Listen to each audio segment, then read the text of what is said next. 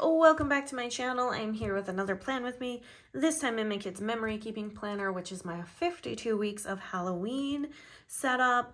And I'm going to use a kit we brought last year called Salem Sisters, and I'm going to use some foiled overlays onto the full boxes because I feel like it's just pretty fitting. And these are from Planner Pixie Co. I've had these for a while. I don't even know how long I've had them, but she does an amazing job of foil, and yeah, I'm so excited. So first and foremost, let me show you how this last week turned out.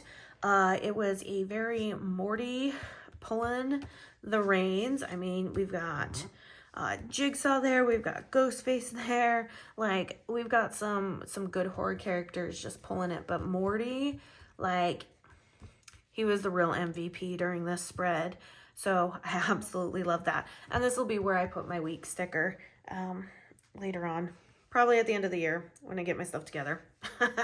So, but here we go. I know when you are watching this, it is going to be well into this week, but that is okay because we have spreads coming up where I'm going to be able to get ahead. Like, we've already laid out the November horror box spread. The October horror box spread is already down. So we're getting ahead. So we'll get there. And normally I would already be 1 week ahead, but I ended up filming this when I was actually supposed to film the November horror box, and so then I had to push this off, which then kind of threw off my groove just a little bit, but it's okay. We're gonna get into it. All right. I am most definitely going to use the pattern headers this time, I think. Oh, that glitter is so good though. Oh, it's so hard. All right, let's see what we've got. Let's get the washi out of the way. Okay, so, and this washi is set up like our old kits. It isn't the full 2 panels here, so you can definitely tell this was an older kit. Oh, I think this pattern would make for a great planner cover. I might have to try that one out. I don't know, what do you think? There are some definite patterns here that I am digging that I think would make a fun planner cover. So I did have, like my PRs had asked, let's see, we can see some patterns here. My PRs asked, they were like, hey, are you gonna come out with any more Halloween covers? Because I came out with a ton, I think, last year. And I was like, no, I haven't really been inspired. I haven't really found anything. Kind of don't know what I want to do. And stuff, and they were like, well, if you figure it out, you know, we would all love to have more Halloween covers, and I just did not really get to it. Okay, so need to figure out, I have this one here, but then at the same time, okay, I think I know what I'm going to do, because I've got 2 boxes I can put on this side. Let's see. Let's do this one up here, because we're going to put a quote over it. And I feel like one of these foiled quotes. We got the trick or treat. We got candy, pumpkins, tricks and treats, #Halloween, murder shows and comfy clothes, and get in loser, we're going haunting. I think we're just going to stick with the trick or treat. I think that's the one that we're going to stick with. I think that will be the easiest one to go over that. Okay, that works. And then I have these 8, and we'll do those. And I feel like, let's do the black candle down here. And then we'll do that foiled. I know I'm going like a little bit backwards, but it's okay. It is okay. And then we'll go here. And I think this will work out and look really, really cute. Oh yeah, I like that. How's that look so far? Yep. Okay. So I had somebody make a comment on my, which video was it? Was it this video? I think it was this video. No, this video just went up, so maybe it was this video. I can't remember. Okay, I can't remember. Maybe it wasn't even that. Maybe it was the horror box one. I think it was the horror box one. I'm pretty sure at this point, it was the horror box one. Okay. And made a comment and as asking some stuff about homeschooling. And I had already, goodness, I just got a text message. Of course he did. My son is in Tulsa right now training, and because he doesn't know how to pace himself and go slow, he has like this mentality that he always has to be going 100%. And it exhausts him. He doesn't know how to do slow warm-ups. He just like jumps right in there. And I'm like, you're going to hurt yourself. And of course, he's a kid. And at worst, he's 17. And at even worse, when mom says it, she's just nagging, okay? I just got a text from my husband. And mind you, my son is getting ready to go into a competition in a couple of weeks. He just texted me and goes, our son just rolled his ankle. I'm like, crap. And I really have told that kid that he really needs to, you know, like wear some ankle braces. He has a lot of mobility in his joints, which is not a good thing. And he needs to kind of take better care of that aspect and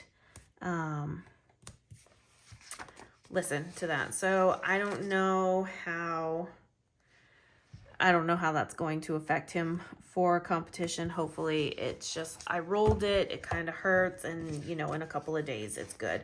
I hope it isn't, oh, I really sprained it, I got to stay off of it, it's swelling, because then that's going to slow down everything. But I digress. So a couple videos ago, I had somebody comment about the homeschooling aspect, like how do we like homeschooling? You know, what benefits have you seen? Are your kids happier and healthier?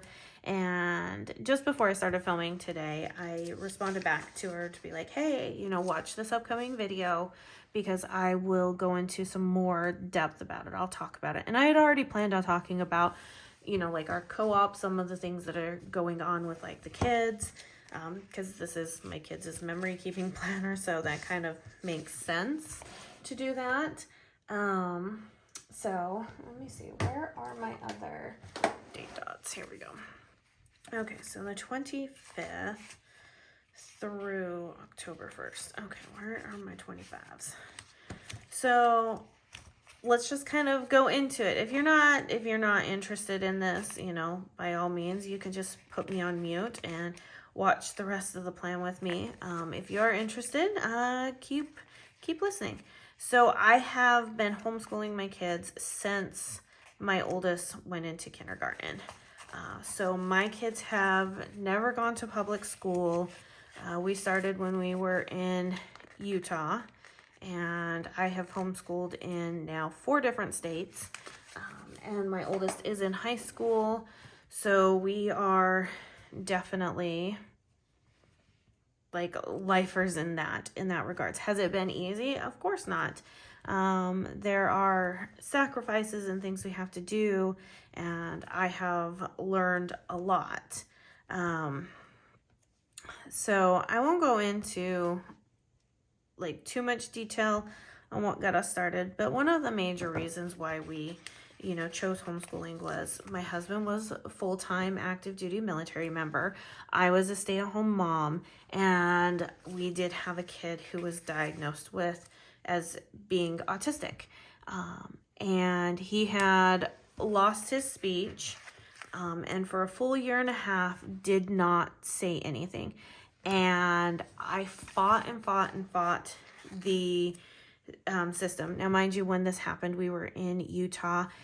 They were like, oh, he's just, you know, not wanting to speak, you know, like he was growing. You know, we got brushed off a lot. Ended up having hearing tests because they were like, oh, maybe he's just hard of hearing. We had hearing tests. His hearing was just fine. I would put in for, you know, referrals, and our referrals would get denied. So there was just like a lot that would end up going on that stopped a lot of progress. And it wasn't until we moved away from Utah and into Idaho that we were actually able to get the services that we needed, which then prompted us to actually have to move. And we ended up having two things happen that required us to move. But I will, and all of this is really kind of important to the whole journey of homeschooling. Okay, so I had already been homeschooling my son, my oldest, when we were in Utah, but by the time we moved to Idaho, I mean, we were not, or, you know, like, I think my oldest was in first grade, and stuff. So I want to say that's it. Go in, and, you know, I looked at charter schools, things like that, and nothing felt right. Like, it just didn't feel like that's where my kids were supposed to be. And my husband was not on board to begin with. And I always talk about this and say, you know, like, don't let that be how you do things. Granted, my husband did get on board, but there was some pushback and stuff to, you know, for me to do it. And I think slightly underneath, he was on board. He was just afraid of what people would say when it came down to, you know, us homeschooling our kids. And I think ultimately that's kind of what, you know, he was afraid of. But, you know, we did. I'm going to use 4 headers in this just because of spacing reasons. And then it just adds amazingness. So, but yeah, we, you know, moved up to Idaho. Like I said, my husband wasn't completely on board when we first started. He let me do it. Not that I needed to be let to do anything, you know, but it was definitely, he wasn't a no to homeschooling. He was just very cautious about the whole homeschooling thing. And then as he started to see his kids, you know, oh, that's not what I wanted to do. As he started to see his kids make progress and learn things that some of his other kids' or his other peers' kids were not learning, he was like, wait, and he started to get on board. Okay. So like, I'm trying to speed through the story, but also give like the really, really pertinent information. So we're in Idaho, and, you know, finally my son is speaking, but I can tell that there's just some things that are not, like, at this point, I have a bachelor's degree in psychology, which is one of the reasons why I ended up getting a bachelor's degree in psychology, was because of him. Because in Utah, there were so many kids, and so many kids are diagnosed with autism because of how many per family, you know, like per couple kids have, right? So it was just really hard to get services. And I remember sitting in class, and I was talking to one of the girls. She worked at the local school for autistic children, and she said, you are better off served learning as much as you can in these classes and doing the stuff yourself, because the wait lists here for any type of services is so long. And I was like, I got your number. That is what I'm going to do. So I kind of threw myself full force into that. And that just really kind of led to us being like, okay, if I'm going to put this much time and energy in it, and we're constantly moving, we have to do this homeschooling thing so that this can be part of his learning, this therapy, this helping him give, as I always phrased it, was giving him a toolbox of tools for situations, so that he could always open it and know, because it's not easy being an autistic person. And so let me see, what else do we have here. I'm making sure that I've got all that I need. Nope, I gotta move this. Okay. And so I gave a lot of time, a lot of energy to that, and that was at that point, you know, my husband had seen how, you know, his oldest was doing in terms of school, and he really got on board and was like, yes, this is what we need to do for our son. Let's go forth with it. And so that's kind of how we did it. And so that way his schooling also became me helping him with what he needed. And then we, like I said, we got the referral that we needed, went into the doctor's office, and I knew immediately what he was doing when he sat down the toys in the room. And as I was watching my son there and I was watching him play with these toys, I was like, yep, I know automatically what this diagnosis is going to be. And sure enough, within the first 5 minutes, the doctor turned to me, and he was one of like the most popular doctors. So the mere fact that we were even able to get in to see him was really, really great. Within the first 5 minutes, he was like, yes, your son is autistic. And he's like, but you already knew that, didn't you? And I was like, yeah, I did. I already knew that. And he goes, okay. And he because he had been in the military as a doctor before, he already knew everything that needed to happen, which was really, really great. He goes, okay, these are the next steps that we're going to have to do.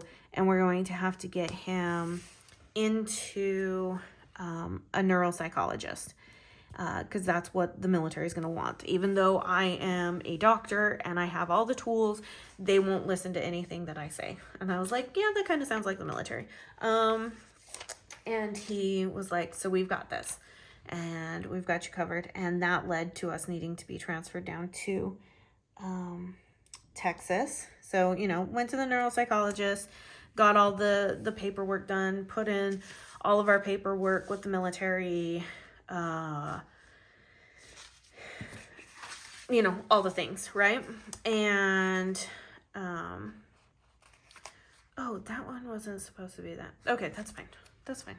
And so we ended up getting transferred down to Texas. My husband also put in what was called a humanitarian package because his mother had had a stroke. So we had two things that we needed to be down into Texas for.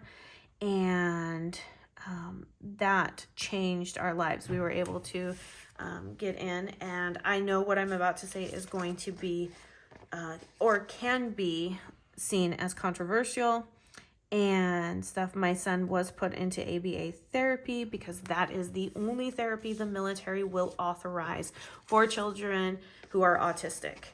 By no means do I agree with it 100%. I lucked out amazingly with our therapist, and they immediately knew that ABA therapy was not going to work for him.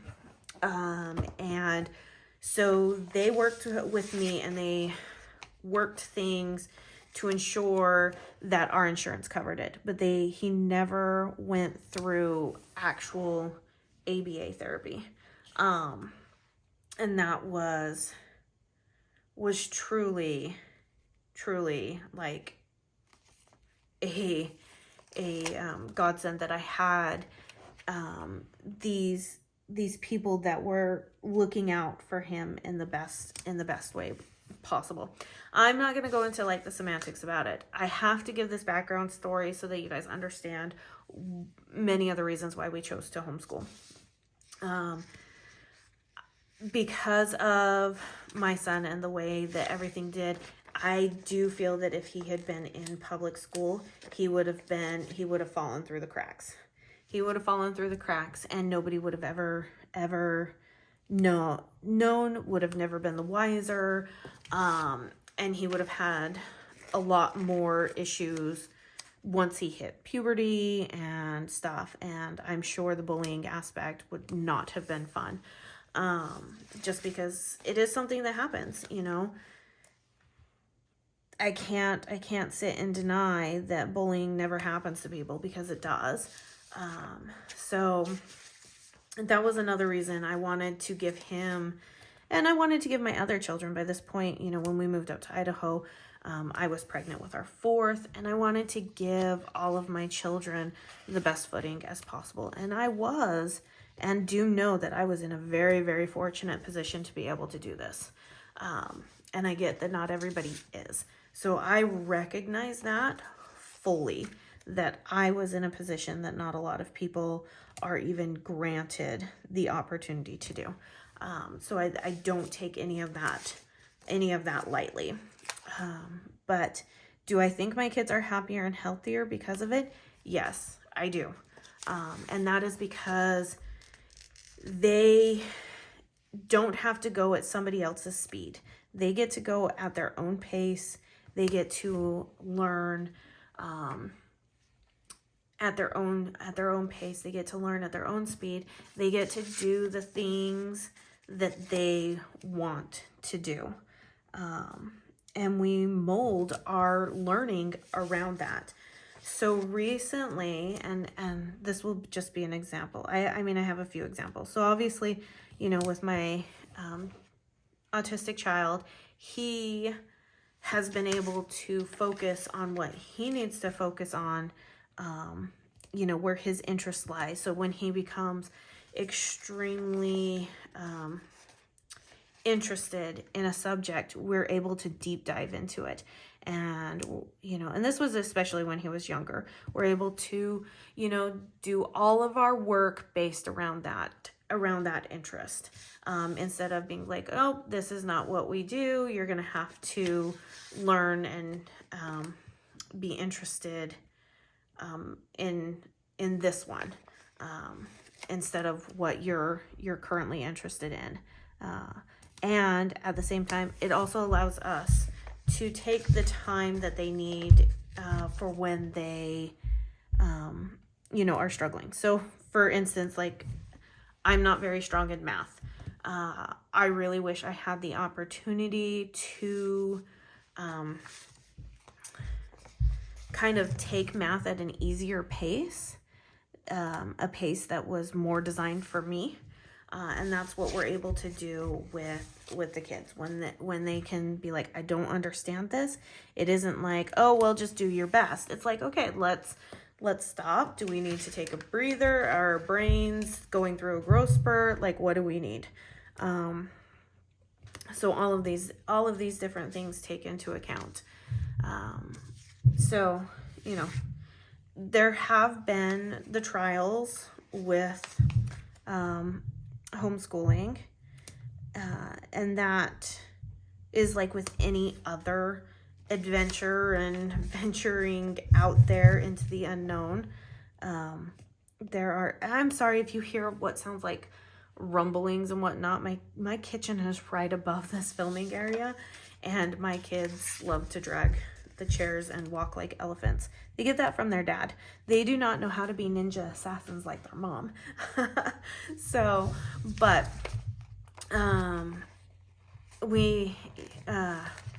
it isn't without its trials. There have been, times, especially like when, the pandemic hit, we were no longer able to do our homeschool co-op. So a homeschool co-op is where a group of parents get together and they put together a cooperative to teach classes to each other's kids, to have a place where kids can socialize, and there isn't the pressure like there is in some public schools for things. So that was, I think, the biggest thing,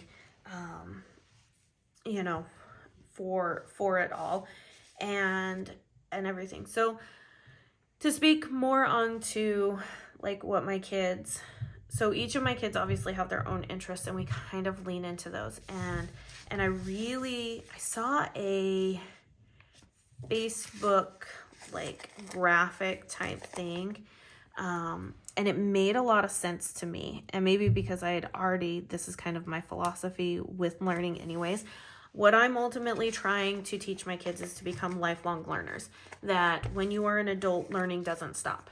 That when times get, challenging, something breaks down, you're not afraid to pick up a book or to do research and figure out what it is that you need to do to fix the problem at hand.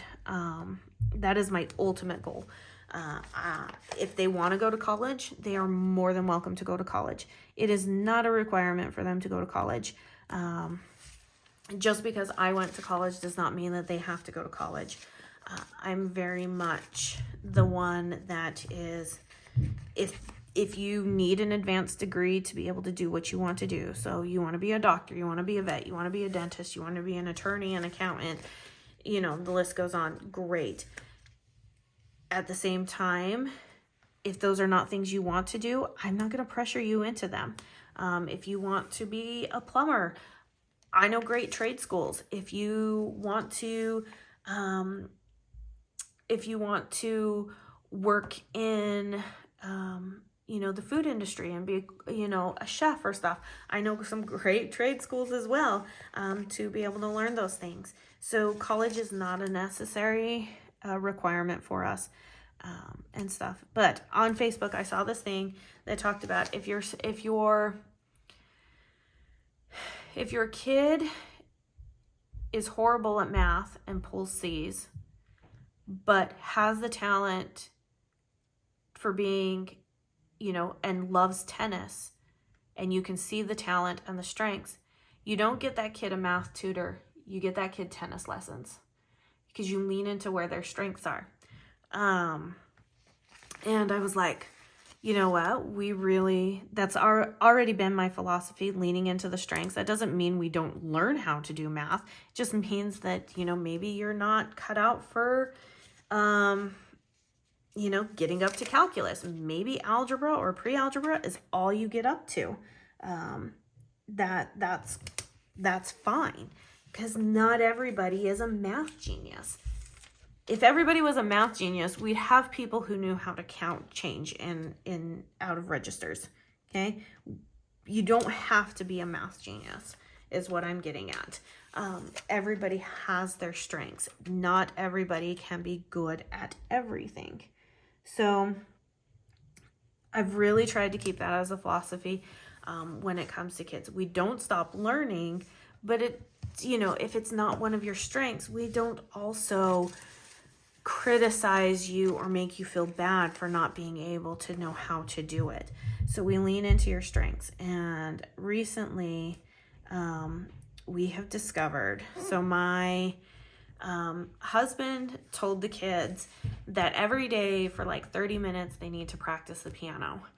And we've had a piano for years. I am a self-taught person on the piano. I know how to read music. I've been in lots of choirs and musicals all throughout, you know, elementary, junior high, and stuff. So, sorry, I'm looking for it. There it is right there. So I have you know, some bits of a musical background, not a lot, but some. And I,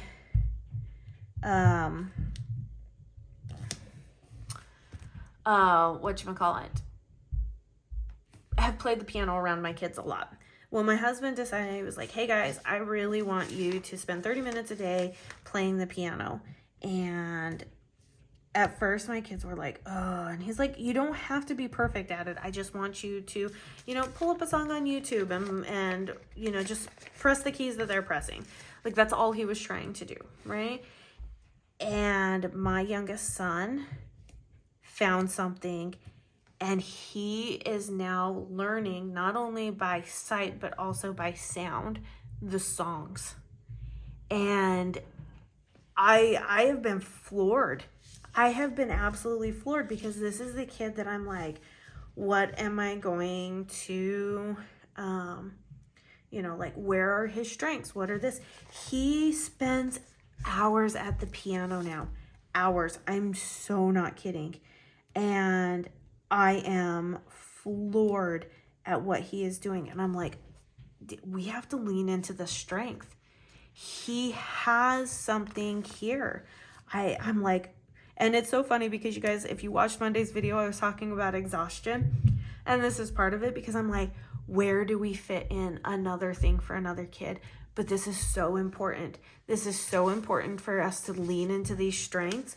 So now he has his own keyboard in his room so that when his siblings are in the front room watching TV and stuff, they can, he can go into his bedroom and play on the piano and he's not disturbing anybody. So yeah, my life has been kind of topsy-turvy in terms of this, and we are going to be looking for another thing. But so that's kind of like our homeschool journey, a little bit about my thoughts on homeschooling and everything, you know, that has worked for us and stuff. But yes, I do believe, to answer the primary question that person commented, yes, I do believe that my kids are happier and healthier because we do homeschool. But I think that there is a lot more that goes into that than just the fact that they're homeschooled. They are mine and my husband's number one priority, always have been, always will be. Mom guilt reigns high on me. I'm not a perfect mother by no means whatsoever. Mom guilt reigns high and stuff because I just want the best for my kids. So if you listen to my whole homeschooling thing, thank you. If you have any questions, I'm always here. I'll pull out a planner, I'll pull out more stickers, and I will sit here and I can talk homeschooling and answer so many questions. I'm not a newbie anymore. I'm considered a veteran, which is absolutely insane to think because I still don't think that I'm almost 40, which is absolutely nuts in and of itself. So another spread done for 52 weeks of Halloween. I'm excited. I have zero, and bought more Halloween kits. I don't know what I'm going to do with my life. One of these days I will grow up and learn how to not buy all the Halloween kits, but that's not this year. So any comments, questions, leave them down in the comments below. Give the video a thumbs up, and I'll see you guys next week. Have a good one. Bye.